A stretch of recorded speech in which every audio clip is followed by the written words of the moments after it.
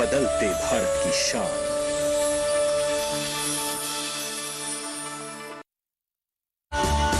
डर अब है किस बात का जब है साथ में नंबर 1 आयशर 551। एक जानदार शानदार 5 स्टार सीरीज ट्रैक्टर जो आपको हमेशा दे शुभ लाभ।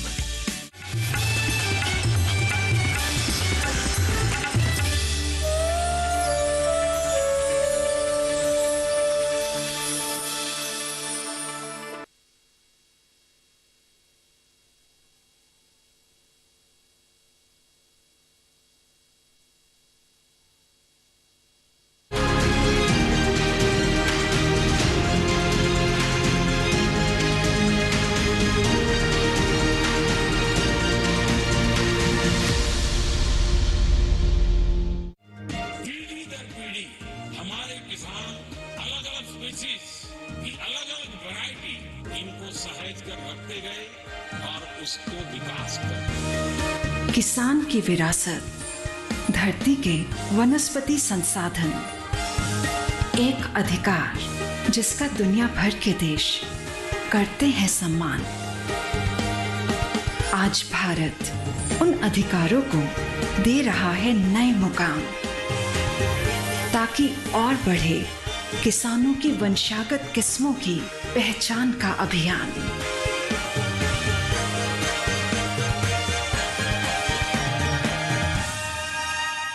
नमस्कार, आप देख रहे हैं दूरदर्शन किसान। किसानों को समर्पित कार्यक्रम कृषि दर्शन में आप सभी का स्वागत है। मैं हूं मोनालिसा। हमेशा की तरह हम हाजिर हैं लेकर कृषि दर्शन कार्यक्रम में कृषि जगत से जुड़ी हुई तमाम जानकारियां जो आपको अलग अलग सेगमेंट के जरिए दी जाएगी। विज्ञान और किसान, कृषि स्टार्टअप और फार्मिंग इंडिया। इसके साथ ही हम आपको फसल अवशेष प्रबंधन के बारे में महत्वपूर्ण जानकारी के लिए लेकर चलेंगे कृषि एवं किसान कल्याण मंत्रालय के डीडी किसान स्टूडियो में। तो आइए शुरू करते हैं आज का ये कार्यक्रम। आइए कार्यक्रम कृषि दर्शन में सबसे पहले देखते हैं एक विशेष रिपोर्ट। पराली जलाना एक गंभीर समस्या है और इसे लेकर सरकार ने कई तरह के महत्वपूर्ण कदम उठाए हैं। फसल अवशेष प्रबंधन को लेकर क्या महत्वपूर्ण जानकारी दे रहे हैं मंत्रालय के अतिरिक्त आयुक्त डॉक्टर विजय कुमार काले। जानने के लिए सीधे आपको लेकर चलते हैं मंत्रालय के डीडी किसान स्टूडियो में। पराली जलाना एक बहुत बड़ी समस्या हमारे देश में तैयार खड़ी हुई है। ख़ास तौर पे जो उत्तर भारत है हमारा, पंजाब, हरियाणा, उत्तर प्रदेश और एनसीटी दिल्ली। तो जैसा कि आप सब जानते हैं कि भारत सरकार ने 1919 के दौरान जो है एक विशेष स्कीम जो है सीआरएम स्कीम के नाम से जाना जाता है, एक लॉन्च की गई है। इसका मुख्य उद्देश्य यह था कि किसान भाइयों को जो है जो सीआरएम स्कीम, सीआरएम जो होती है क्रॉप रेसिड्यू मैनेजमेंट से रिलेटेड जो मशीनी जो है उपलब्ध कराई जाइए। तो इस सीआरएम स्कीम में जो है 2 तरह की मशीन होती है। एक तो क्रॉप रेसिड्यू मैनेजमेंट, जो क्रॉप रेसिड्यू जो तैयार होता है पैडी से, वो उसी भूमि में ही उसको गलाया जाए, उसे दबाया जाए। और एक होता है एक्स-सिटू मैनेजमेंट, मतलब जो भी क्रॉप रेसिड्यू मैनेजमेंट पैडी द्वारा उत्पन्न होता है उसे बाहर निकाल करके वो और किसी अन्य उपयोग के लिए किया जा सकता है। तो इस तरह में भारत सरकार ने जो है विशेष रूप से सीआरएम स्कीम में हम जो प्रावधान प्रदान करते हैं उसमें जो कस्टम हायरिंग सेंटर स्थापित करने के लिए जो स्पेसिफिकली जो कोऑपरेटिव सोसाइटीज़ है, जो पंचायत है, एफपीओज़ है, उनको हम लोग 80% मतलब अनुदान प्रदान करते हैं, जो कि 5 लाख के रुपए तक जो प्रोजेक्ट कॉस्ट के ऊपर। और बाकी जो मशीनें हैं जो क्रॉप रेसिड्यू मैनेजमेंट की, उसके ऊपर हम लोग 50% की सब्सिडी उपलब्ध करा देते हैं। लेकिन हमने भारत सरकार ने ऑलरेडी जो है सभी राज्यों को लगभग 600 करोड़ रुपए जो है हमने रिलीज़ कर चुके हैं चारों राज्यों को, और चारों राज्यों के पास ये पैसा उपलब्ध है। तो मैं यही अनुरोध करूंगा किसान भाइयों की आप अपने निकटतम जो है कृषि अधिकारी से मिलिए, कृषि एग्रीकल्चर डिपार्टमेंट से मिलिए और इस योजना का लाभ लीजिए। आइए कार्यक्रम कृषि दर्शन में देखते हैं सेगमेंट विज्ञान और किसान।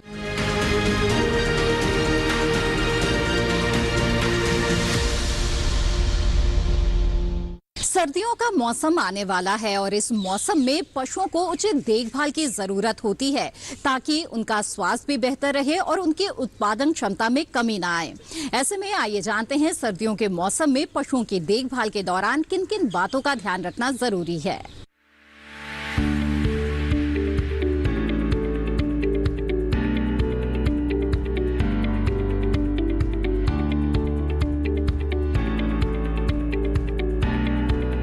सर्दियों के दौरान पशुओं में आमतौर पर 4-5 तरह की बीमारियां लगने का अंदेशा रहता है, जिनमें जुकाम, निमोनिया, दस्त और अफारा प्रमुख हैं। इनके अलावा खुरपका मुंहपका रोग भी इस मौसम में लग सकता है। अगर इन समस्याओं से पशुओं को दूर रखना है तो उन्हें सर्दी से बचाना होगा। खास तौर से ऐसे उपाय करने होंगे जिनसे पशुओं को ठंडी हवा न लग सके। सर्दी से बचाने के साथ साथ पशुओं को संतुलित आहार भी देना जरूरी है ताकि उनके शरीर को ऊर्जा मिल सके। शरीर जितना ऊर्जावान होगा, सर्दी लगने की संभावना उतनी ही कम होगी। साथ ही पशु में बीमारियों से लड़ने की क्षमता भी विकसित होगी। संतुलित आहार में दाना, बिनौला, खल, चोकर और खनिज मिश्रण जैसी चीजें शामिल होती हैं। पशु चिकित्सक संतुलित आहार के साथ साथ तेल के सेवन की भी सलाह देते हैं। पशु को खान पान के से संबंधित या और चीज़ों से, तो क्या है संतुलित आहार। संतुलित आहार बहुत ही ज़रूरी है पशु को ठंड से बचाने के लिए।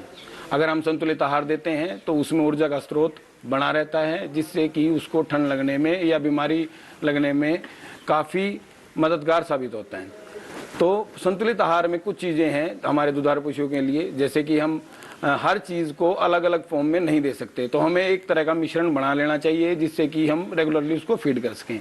इसमें कुछ चीज़ें होती हैं जैसे दाना 30 से 35 किलो, या जिसमें कि आप गेहूं का, बाजरे का दाना ले सकते हैं। उसके बाद अगर आप खल की बात करें तो आप मूंगफली की, बिनौले और खल जो अपनी इसकी होती है, क्या नाम है, सोयाबीन की, वो प्रोटीन सोर्स के लिए। तीसरी बात चोकर जो फास्फोरस और चीज़ें हैं वो तकरीबन 22 किलो। उसके बाद खनिज मिश्रण तकरीबन 2 किलो, या फिर नमक साथ में 1 किलो। अगर पशु ज़्यादा दुधारू है यानी कि उसकी दूध की क्षमता ज़्यादा है तो आप बिनौले या सोयाबीन या फिर कोई भी तेल 2% के हिसाब से 100 किलो में मिला सकते हैं, जिससे कि उसके जो संतुलित आहार बनाने में हमें काफ़ी मदद मिलेगी। इसको देना कैसे है? इसको देना इस तरह है कि कोई भी पशु, गाय हैं तो 2.5 किलो दूध पे प्रति किलो जो हमने मिश्रण बनाया वो देना है आपको। अगर भैंस की बात करें तो 2 किलो अगर दुग्ध उत्पादन है तो प्रति 2 किलो पे 1 किलो। यानी कि अगर कोई भैंस 10 किलो प्रतिदिन दूध देती है तो उस पे हमें तकरीबन 4 किलो के आसपास क्या नाम है ये दाना देना है। और अगर मान लो गायें अगर इस तरह की दूध देती है तो उसमें हमें 4 से 5 किलो। ये हो गई सिर्फ दुग्ध उत्पादन के लिए। अगर हम मेंटेनेंस की बात करें, मतलब कि अगर जैसे सर्दियां आ रही हैं तो हमें पोषण और ज़्यादा देना पड़ेगा ताकि उसमें गर्मी बनी रहे। अब उसमें क्या करना है, जितना दाना 4 से 5 किलो बनता है तो हमें उसमें 1 से 1.5 किलो सिर्फ और सिर्फ ऊर्जा के स्रोत के लिए देना है, जिससे कि वो ठंड से बचे रहें। या फिर अगर आप सर्दियां के शुरुआत में ही एक मैं आपको मिश्रण बताता हूं, अगर आप यूज़ कर सकते हैं तो सबसे बढ़िया है, जिसमें कि है काली जीरी, सौंफ, अदरक, उसके बाद ये अपनी अदरक, इन तीनों का मिश्रण आप क्या करेंगे, तीनों को एक अनुपात में मिला लेंगे। मतलब अगर 300 या 350 ग्राम में आप मिला लें। मिलाने के बाद इसको पहले लाके पंसारे से आप सुखा लें। सुखाने के बाद एक तरह मिक्सी में पीस लें। पीसने के बाद आप अगर कभी पशु को इस तरह की कोई चीज़ होती है, अगर ठंड या इस तरह की कोई दिक्कत होती है, तो आप इसमें से 25 ग्राम सुबह और शाम 2-3 दिन के लिए दे सकते हैं। अगर इससे भी आपके पशु को आराम नहीं लगता है तो आप अपने जो भी नज़दीकी पशु चिकित्सक हैं उससे संपर्क करें। खुरपका मुंहपका एक खतरनाक बीमारी है, बल्कि कई बार तो इससे पशु की मौत भी हो जाती है। इससे निपटने के लिए समय पर टीकाकरण जरूर करवाएं। कुछ लोगों का मानना है कि टीकाकरण से दुधारू पशुओं में दुग्ध उत्पादन की क्षमता कम हो जाती है, जबकि ऐसा कुछ नहीं है। हाँ, इतना जरूर है कि टीका लगने के बाद 1-2 दिन पशु दूध कम दे, लेकिन फिर वह भरपूर उत्पादन देने लगता है। दूसरी बात मैं आपको बता रहा था, निमोनिया की शिकायतें इस सीजन में इसलिए ज़्यादा होती है क्योंकि सर्दियों में जब भी पशु को ठंडी हवा सीधी लगती है तो निमोनिया बनने की गुंजाइश ज़्यादा रहती है। तो आप हमेशा जब भी पशु बाहर भी, अगर मान लो धूप भी है और ठंडी हवा चल रही है, तो पशु को ढक कर रखें। अगर इस तरह की कोई दिक्कत होती है तो पशु के आसपास थोड़ी बहुत रात के समय में आप आग जला सकते हैं, लेकिन ये सावधानी बरतें कि आग से बहुत ज़्यादा धुआं उसकी पशुशाला में ना हो। अगर 2-3 दिन के बाद भी पशु को अगर इस तरह के लक्षणों से, जैसे इसमें लक्षण होते हैं, आँख से पानी बहना, कान का ठंडा हो जाना, बालों का खड़ा हो जाना पशु के, और पशु का खाना छोड़ देना, इस तरह की शिकायतें पशु को निमोनिया में आती हैं। अगर आप निमोनिया को टाइम रहते संभाल लेंगे तो पशु की जान बचाना बहुत आसान हो जाता है। अगर आप जितना लेट करेंगे, इसमें हफ्ते और 10 दिन के बाद अगर पशु को आप निमोनिया से ग्रसित रखेंगे तो उसको बचाना बड़ा ही मुश्किल हो जाता है। उसके बाद मैं आपसे बता रहा था कि दस्त, एपाचिन की शिकायतें मैंने आपको बताई कि ये गीली घास और इसकी वजह से होती हैं। तो इसके लिए आप क्या कर सकते हैं, जो हिमालय बत्तीसा का एक पाउडर आता है, उसको आप तकरीबन डेली, आप नॉर्मली भी आप उसके जो दाने या किसी मिश्रण में डाल सकते हैं, जिससे कि उसकी पाचन क्षमता तंदुरुस्त रहेगी, उसके अंदर खून का संचार बना रहेगा। खून का संचार बनने से क्या होगा, उसकी शरीर में एनर्जी का सोर्स है वो प्रॉपर बना रहेगा, तो पशु को ठंड लगने की समस्याएं कम हो जाएंगी। अब मैं बता रहा था जो चीज़ें आपको कि सर्दियों में एक दिक्कत और आ रही है आजकल, अभी जैसे ये सीज़न आया है तो इसमें मुंह खुर का रोग बहुत कॉमन है कि मुंह खुर का रोग आ जाता है। तो इसके लिए आप क्या करें, जैसे ही अब सर्दियां आती हैं तो टीकाकरण देश के हर राज्य में इस समय पे इकट्ठा ही होता है, तो आप अपने पशु का टीकाकरण जरूर करवाएं। मुंह खुर एक जानलेवा बीमारी है, उसके लिए टीकाकरण करवाने से पशुपालकों में ऐसी भ्रांति है कि उसका दुग्ध उत्पादन कम हो जाता है। ऐसा कुछ नहीं है बिल्कुल भी। बहुत कम समय के लिए पशु को जब भी बुखार या इस तरह की चीज़ आती है तो कुछ समय के लिए आप कह सकते हैं 1 दिन या 2 दिन के लिए दुग्ध उत्पादन पे फर्क आता है, लेकिन उसके बाद वो चीज़ें रिकवर हो जाती हैं। लेकिन अगर आप टीकाकरण नहीं करवाते हैं तो उसकी वजह से पशु की जान जा सकती है, और दूसरे जो आपके ठीक पशु हैं उनको भी ये बीमारी होने की संभावनाएं हो जाती हैं। तो इन्हीं बातों के साथ आप अपने पशु को सर्दियों में स्वस्थ रखें और निरंतर अपने पशु चिकित्सक से सलाह लेते रहें। अगर किसी तरह का कोई भी लक्षण आपको दिखता है कि पशु खाना या इस तरह की कोई चीज़ छोड़ता है तो अपने पशु चिकित्सक से संपर्क करें और समय पर अपने पशु का इलाज करवाएं। इसी के साथ कार्यक्रम कृषि दर्शन में वक्त हो गया है एक छोटे से ब्रेक का। ब्रेक के बाद मिलवाएंगे आपको एक सफल किसान से अगले सेगमेंट कृषि स्टार्टअप में। आप बने रहें दूरदर्शन किसान पर।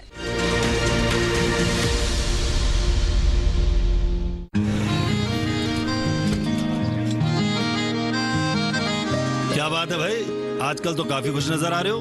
क्यों ना हो, अब मैं ऑर्गेनिक खेती जो कर रहा हूँ ये पूरा प्राकृतिक है, ऑर्गेनिक है। इसमें हमारे खेत, हमारी फसल और हमारी जेब सब फायदे में होते हैं, और इसमें लागत भी कम है। जी हाँ, आप भी ऑर्गेनिक खाद का प्रयोग करें, अपनी फसल और मिट्टी को तंदुरुस्त बनाएं और आपकी आमदनी में इजाफा करें। अधिक जानकारी के लिए किसान call centre toll free number 1800-180-1551 पर कॉल करें और लॉग ऑन करें kisan.gov.in और farmer.gov.in। कृषि और किसान कल्याण मंत्रालय द्वारा किसान हित में जारी।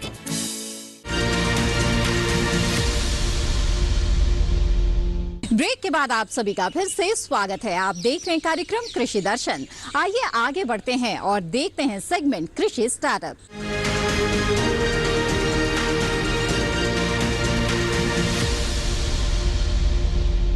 हमारे देश में बहुत से ऐसे प्रगतिशील किसान हैं जिन्होंने जैविक खेती को अपनाया है ताकि रसायनों से मुक्ति मिले, क्योंकि रसायन से होने वाली खेती से बहुत तरह के दुष्परिणाम नजर आने लगे हैं। ऐसे ही एक प्रगतिशील किसान से आज हम आपको मिलवाने जा रहे हैं जिनका नाम है राहुल जसोजा। तो आइए मिलते हैं इनसे और जानते हैं इनकी सफलता की कहानी।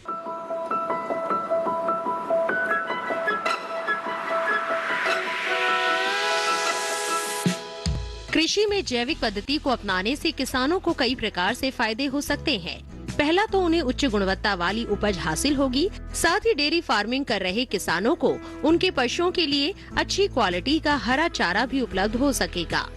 राहुल जसोजा अंबाला हरियाणा के रहने वाले एक सफल किसान हैं। वे पिछले 3 साल से जैविक खेती कर रहे हैं। जैविक खेती से जुड़ने का सीधा साधा कारण था रसायनों के प्रयोग को पूरी तरह से खत्म करना। जैविक खेती से जुड़ने का फैसला इन्होंने तब किया जब वे डेयरी फार्मिंग का प्रशिक्षण ले रहे थे। डेयरी फार्मिंग से प्रशिक्षण लेते समय इन्होंने ये पाया कि पशुओं को दिया जाने वाला चारा जब रसायन मुक्त होगा तभी हमें पशुओं से शुद्ध दूध प्राप्त हो सकेगा। ऐसे में जैविक खेती को अपनाना राहुल जसोजा के लिए काफी फायदेमंद सिद्ध हुआ। मैं ऑर्गेनिक फार्मिंग कर रहा हूँ 3 साल से, और हमने अभी ये इंस्पायर होके किया था। ये डायरी फार्मिंग में हमने पहले ट्रेनिंग ली थी KVK तेपला में, डॉक्टर नवीन के अंदर, और वहाँ से हमको काफ़ी इंस्पिरेशन मिली थी कि ये डायरी फार्मिंग जो है ये काफ़ी चीज़ें से रिलेटेड है, जैसे ऑर्गेनिक फार्मिंग वगैरह भी है। तो फर्स्ट हमने जो ट्रायल किया था वो था इसके रिलेटेड जो हाइड्रोफोनिक का था, हमने उसके ट्रायल किया कि डायरी फार्मिंग में जो ये ग्रासेस वगैरह की कमी होती है तो उसको कैसे हम ऑर्गेनिक तरीके से ग्रो करें और फार्मर का भी जो बेनिफिट हो, इसमें कॉस्ट इफ़ेक्टिव हो। तो हाइड्रोफोनिक्स का हमने काफ़ी रिसर्च किया था, डॉक्टर नवीन के साथ रिसर्च किया था हमने, और काफ़ी अच्छा लगा हमको। और इसको बढ़ा के हम फिर दिल्ली भी गए थे डॉक्टर रमेश के साथ इनोवेशन कॉन्क्लेव में, और वहाँ पे हमको काफ़ी अवेयरनेस क्रिएट करने का मौका मिला, और पता भी लगा कि काफ़ी फार्मर्स इस चीज़ से करने से डरते भी हैं क्योंकि उनको तरीका नहीं पता। तो हमने काफ़ी अभी यहाँ पे अवेयरनेस भी क्रिएट की है इसके बारे में, डायरी फार्मिंग के रिलेटेड। राहुल जसोजा ने हाइड्रोपोनिक खेती के विषय पर भी रिसर्च के माध्यम से अच्छी जानकारी हासिल की।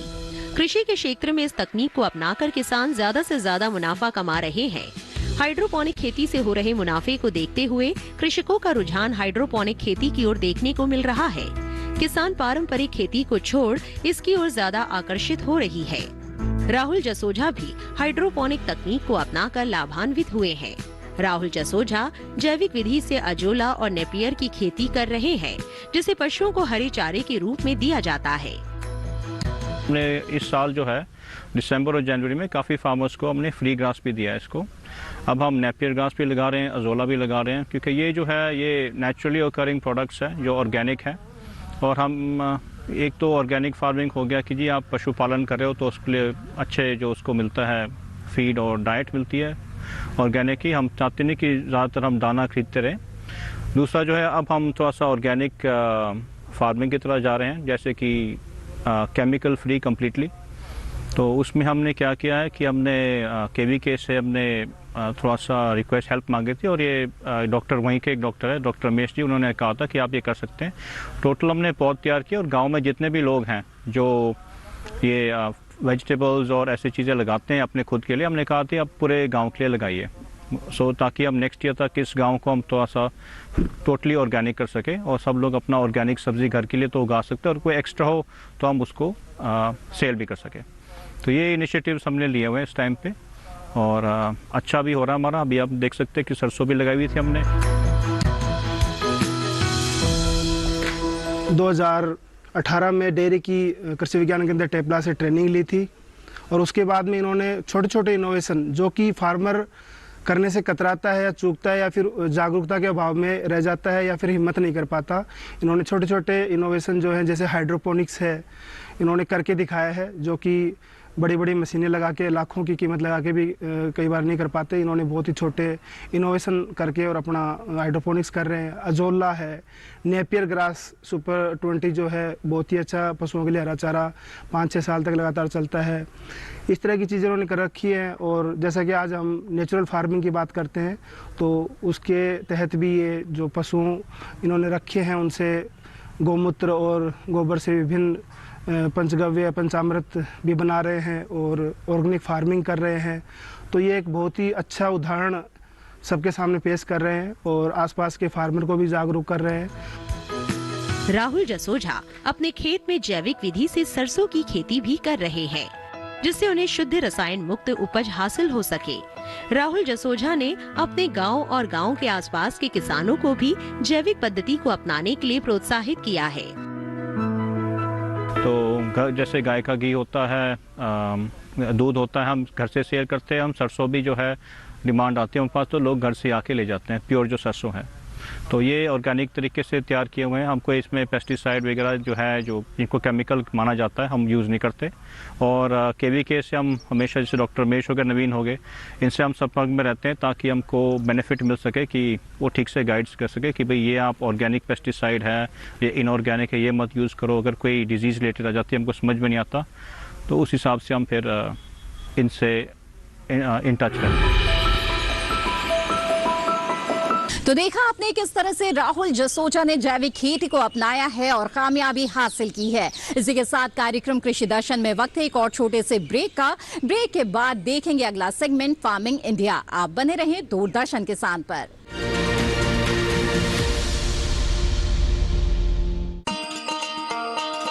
किसान भाइयों, गांठ बांध लो, गांठ बांध लो, बात बहुत है काम की, समृद्धि के पैगाम की। मिट्टी के मिजाज को समझो, मिट्टी के हर राज को समझो, मिट्टी की तुम जांच कराओ, मुफ्त सॉइल हेल्थ कार्ड ले जाओ। कभी मुनासिब बीज लगाओ, सही किस्म की खाद ले आओ, जितनी जरूरी उतनी डालो, सही मात्रा खुद पहचानो, इसको अपना मंत्र बना लो, मिट्टी की सेहत को जानो। बात बहुत है काम की, कम लागत अधिक वरदान की। किसान भाइयों, गांठ बांध लो, आज ही मिट्टी की जांच कराएं। राज्य सरकार के कृषि अधिकारी से संपर्क करें और मुफ्त में सॉइल हेल्थ कार्ड पाएं। कृषि और किसान कल्याण मंत्रालय द्वारा किसान हित में जारी। ब्रेक के बाद आप सभी का फिर से स्वागत है। आप देख रहे हैं कार्यक्रम कृषि दर्शन। आइए आगे बढ़ते हैं और देखते हैं अगला सेगमेंट फार्मिंग इंडिया।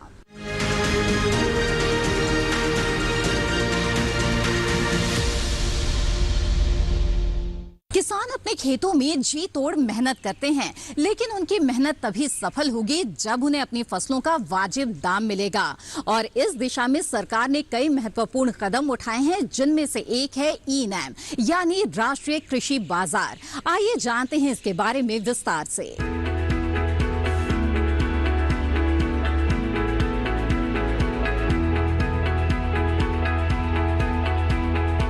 ई-नैम के जरिए आप घर बैठे न केवल APMC से जुड़ी किसी भी मंडी में चल रहा भाव मालूम कर सकते हैं, बल्कि अपनी फसल का सौदा कर सकते हैं और घर बैठे समय पर बिकी हुई फसल का भुगतान भी पा सकते हैं। ई-नैम दरअसल कोई समानांतर मार्केटिंग संरचना नहीं है, बल्कि ये मंडियों का ही राष्ट्रीय नेटवर्क बनाने का एक साधन है, जिसे ऑनलाइन एक्सेस किया जा सकता है।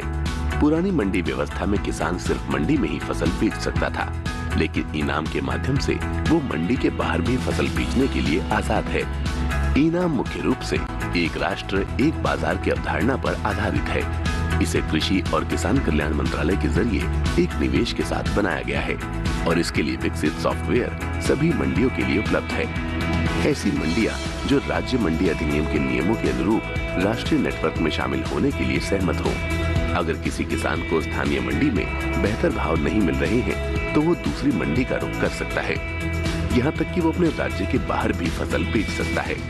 शुरुआत में सिर्फ 21 मंडियों को ही इसमें शामिल किया गया था और सिर्फ चुनिंदा फसलों की ही बिक्री होती थी, लेकिन आज 18 राज्यों और 3 केंद्र शासित प्रदेशों की 1000 मंडियां इसमें शामिल हो चुकी हैं, जहां 175 फसलों को खरीदा और बेचा जा सकता है। 31 जनवरी तक के आंकड़े बताते हैं कि ई-नैम पर 1,72,70,000 किसान, 2,13,844 व्यापारी, 1,02,068 कमीशन एजेंट और 2,050 FPO जुड़े हैं। किसानों के लिए ई-नैम पर मुख्य रूप से 4 फायदे हैं। पहला, इस पोर्टल पर कारोबार में पारदर्शिता दिखाई देती है और किसानों को बेहतर भाव की संभावना बढ़ती है। पारदर्शिता का मतलब ये हुआ कि किसानों के साथ धोखाधड़ी की संभावना कम हो जाती है। दूसरा फायदा ये है कि अन्नदाता की पहुंच ज्यादा मंडियों और व्यापारियों तक सीधे हो गई है। तीसरे, मंडियों में आवक और भाव की तुरंत जानकारी मिल जाती है। और चौथा, भुगतान बहुत जल्दी हो जाता है और पैसा सीधे किसान के खाते में जाता है। तो अगर आप भी सुविधा का फायदा उठाना चाहते हैं तो ई-नैम पर रजिस्ट्रेशन कराना होगा।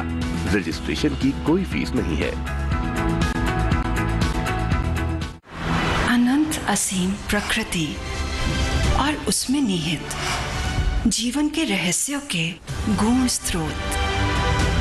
प्लांट जेनेटिक रिसोर्स अपनी बायोडायवर्सिटी के संरक्षण और संवर्धन के लिए भारत पूरी तरह संवेदनशील है।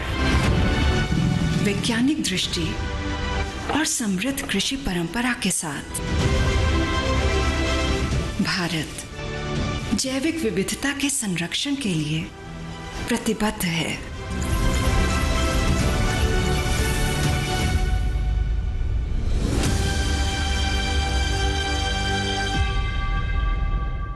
कार्यक्रम कृषि दर्शन में आज जो जानकारियां आपको दी गई है, हमें उम्मीद है कि इससे आपको जरूर लाभ होगा। आप इस कार्यक्रम से जुड़े हुए अपने सुझाव हम तक पहुंचा सकते हैं। हमारा ईमेल आईडी है krishidarshandddk@gmail.com।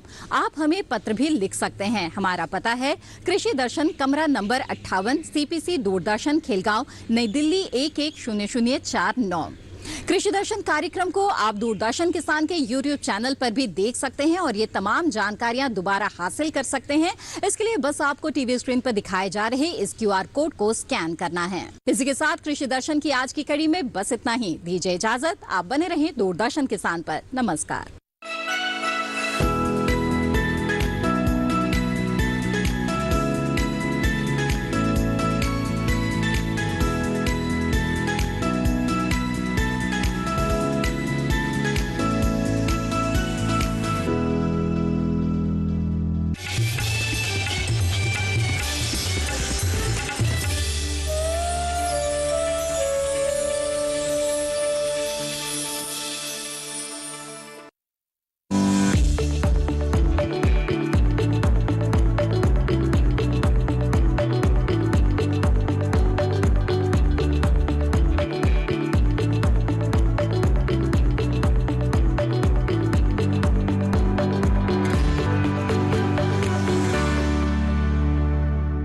अनाज, दालें या सब्जियों का हाल, भाव हो मसालों का या तिलहनों की चाल, कब बेचने हैं फल, जानकार सुझाएंगे सब बातों का हल। हर फसल पे नजर, हर मंडी की खबर। मंडी खबर सोमवार से शनिवार शाम 5 बजे।